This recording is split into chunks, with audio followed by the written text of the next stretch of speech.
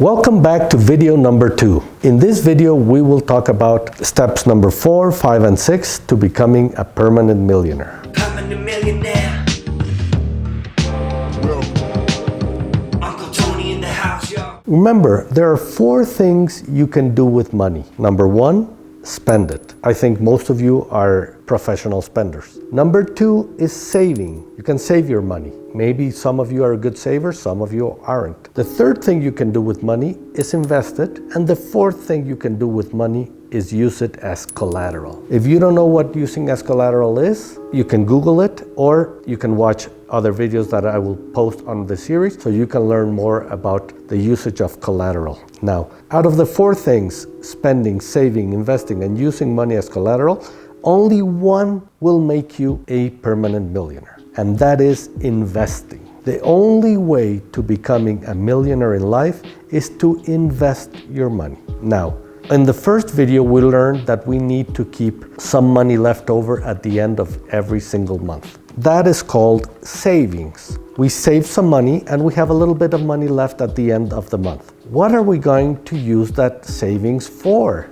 We're going to use that savings for investing, because investing is the only way to becoming a millionaire. And what are we going to invest that money on? You must invest that money into assets that generate passive income. What the heck is that? You have to invest in something that pays you every single month. For example, let's say you buy an apartment and you lease it out. You use your savings to buy an asset and then you lease it out, and the rent you collect is passive income that you receive every single month without having to work. Step number 4 in becoming a permanent millionaire is take your savings and convert those savings into passive income by buying assets that generate passive income. Passive income is the holy grail of millionaires, because passive income pays you every single month without having to work. There are 4 types of passive income: rents, dividends, interest, and intellectual property. Let's go to step number 5, using leverage correctly. What is leverage? Leverage is borrowed money. You're gonna say, hey Tony, you said not to use money, our credit cards, to go into debt. But guess what? Nobody has ever become a millionaire without using leverage or using debt. The thing is, there are 2 types of debt: good debt and bad debt. What is the difference between good debt and bad debt? Good debt is debt that you don't pay yourself out of your own pocket. Bad debt is debt that you pay from your salary or from your active income. For example, if you buy a house and the mortgage is paid out of your salary, that is bad debt, because you're paying a debt from your active income, from your salary.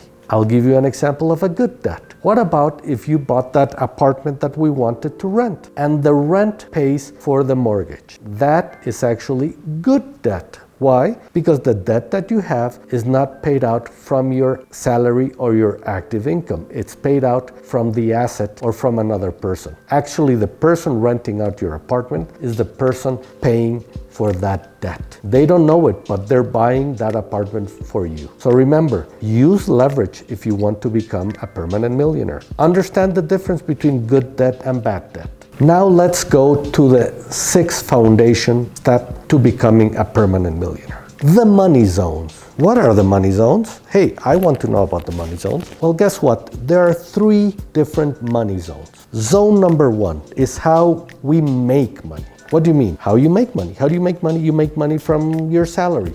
Most people make money mainly from your salary. That is zone number 1. Zone number 1 is how you make your money. You might be a doctor, an architect, an engineer, a mathematician, a sportscaster, a yoga teacher, personal trainer, a dog walker, I don't care.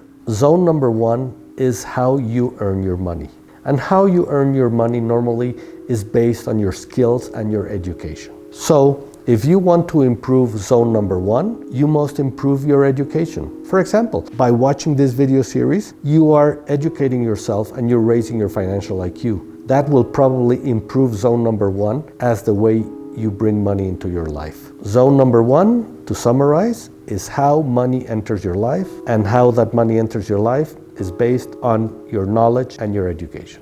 Zone number two. Zone number two is how you spend your money. How you spend your money has to do with the way you want to live. We all want to live a wonderful life, and we want to spend here, spend there, buy this, go that. I want to travel here, I want to eat at this restaurant, I want to buy those new tennis shoes, I want to belong to this fancy gym, I want to buy a Peloton. Zone number two is determined by the way you want to live your life. But guess what? If you remember point number one, we have to have money left over at the end of each month. Point number 2 and 3, we cannot use debt to finance zone number 2, which is our lifestyle.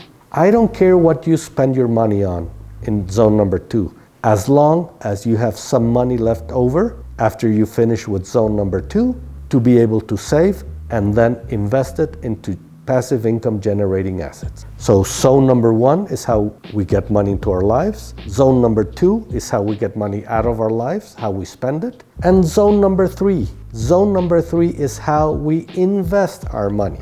Zone number 3 is the determining factor if you will become a permanent millionaire or you won't. So in order to improve zone number 3, you must invest your money in assets that generate passive income. We talked about it a little bit on the previous steps. And what are assets that generate passive income? For example, a real estate investment that generates rents. You can buy shares in a company that pay dividends. You can loan money out to a friend, to corporations, or to the government and get interest back. That's also passive income. And the fourth type of passive income is intellectual property. Let's say you write a book and you get royalties. You record a song, let's say you create a character, or you start a YouTube channel and YouTube pays you a fraction of the advertising. That is intellectual property passive income. So the way you invest that money that you saved from zone number 1 and 2 will determine how rich you will become. You have to learn to invest mainly and only in passive income generating assets. Thank you very much. That is the conclusion of video number 2. Permanent millionaire.